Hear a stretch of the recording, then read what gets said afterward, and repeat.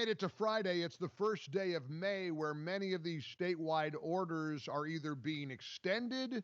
In some cases, the door is being cracked open a little bit. Yesterday was a big protest in Michigan where people literally stormed the Capitol building, angry at the governor's actions there. Boy, do we have a lot of crazy things to confront and to deal with today, and I'm so grateful for you to for joining us and making it through another week. Like my dear friend Mark Davis always says, with this pandemic and this lockdown and this hunkering down, whatever you want to call it, the days take a long time, but the weeks seem to be flying by. There's a lot of serious things to report today. There is so much anxiety in terms of what's happening economically, in terms of what we're facing as a nation, businesses that are shut, people who have lost their jobs, people who are hopefully collecting unemployment and recognizing in many cases they're making more in unemployment than they are at their actual job. And I was talking to my business manager and dear friend of mine, Joey Hudson. Of course, Joey and Peg in the upstate of South Carolina. I work with Peg, work with Joey, and Joey was doing an interview on his morning show in South Carolina, talking to the lieutenant governor of the state, and she pointed something out to him that a lot of people aren't even considering. As businesses are starting to reopen, many businesses will not reopen because they can't. They don't have workers. And whether it's people who are afraid of coming in contact with coronavirus, or perhaps people who are staying home collecting unemployment benefits, that $600 extra a week enhancement is leading some people, I don't know how many it is, might be nice to have somebody conduct a study to find out what the percentage is of people making more money collecting unemployment than if they work. We touched upon this earlier in the week. For many businesses, though, they've just desperately got to reopen. Consider the owner of a restaurant in the state of Maine. He was on last night. His name is Rick Savage, and he was on last night with Tucker Carlson. By the way, guys, does this clip contain the phone number? Because I don't want to air that. I want to make sure that doesn't air. He was so exasperated, he put his glasses on and he started reading the governor's cell phone number. And Tucker was trying to say, no. He was trying to shut it down.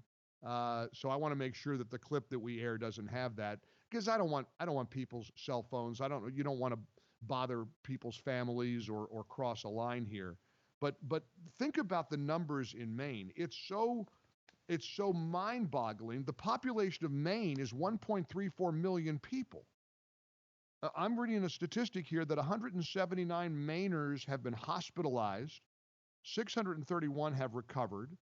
There have been 53 deaths out of 1,000 cases in a state of 1.34 million people, and the governor there has extended the stay-at-home order till May 31st.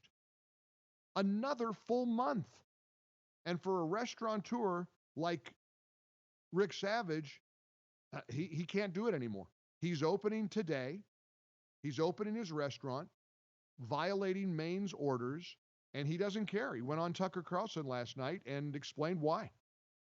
You're planning to open up tomorrow. That's illegal in the state of Maine. Why are you doing it? What do you think will happen? Well, the order originally started, it was May 1st, so we were gearing up for that. We did what we were supposed to do. We closed for 6 weeks. We cooked for the community. We went right through our whole restaurant, remodeled it, cleaned it, and it's time to open back up. We've gone throughout other parts of Maine. People are everywhere. I've got a restaurant that seats 250 people inside, a deck that seats 100, a 2,200 square foot patio. So I could put people at 6 foot space and everywhere and get open back up for business. So if each person does that in the state of Maine and tailors their business for what works, and people feel comfortable coming in, come in. If they don't feel comfortable, call us and we'll deliver it to your car. If you want to go sit on the deck, sit on the deck. We've tried to call the governor. You can't even get a hold of them. The lawmakers are left in the dark, both Republicans and Democrats. She's doing this all rogue on her own. So we've had enough of it. We're encouraging all businesses in Maine to open up. And he's hoping he gets a lot of support, that other businesses will start opening in defiance of the governor in Maine. These governors have acted like, listen, I'm gonna just put this on the table, and you could be mad at me for saying this.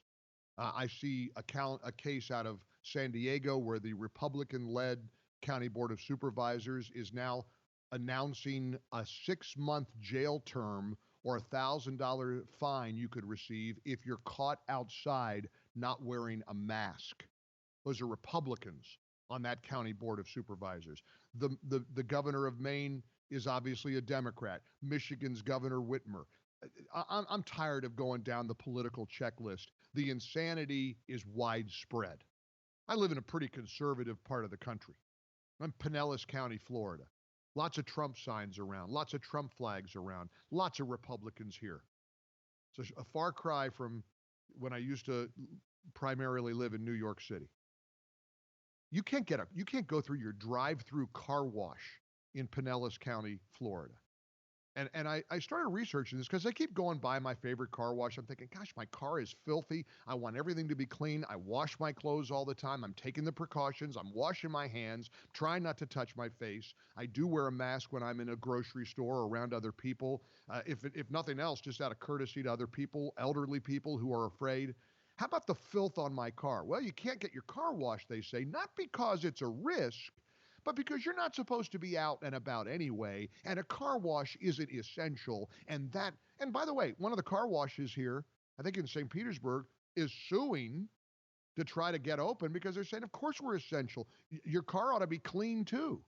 We know that the coronavirus lives on surfaces. There's a perfect example of the stupidity of these orders and directives that make no sense. They don't make any sense. And Americans are starting to realize it. No way around it. There's Americans that are saying, enough is enough. And in terms of politics, I know that we've got a political outcome in a few months. It's not that far off. November 3rd will be here before we know it. It feels like yesterday I was talking about being in February in lockdown. Here we are, May 1st, right? In just a few months, we're going to decide whether to reelect this president or I don't know that it's going to be Joe Biden. I have some serious doubts at this point after his appearance this morning on Morning Joe. We'll break that down for you as well. But I want to say this. Here's a campaign ad for Donald Trump.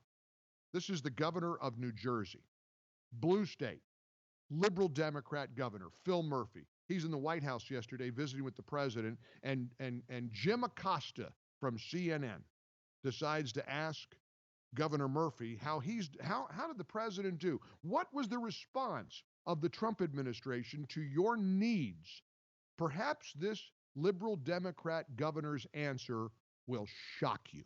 I will say this, in our hour of need, whether it was ventilators, the Army Corps building out capacity, FEMA with our testing sites, and a big part of our ability to reopen as fast as we all want to is to rapidly expand testing. Right.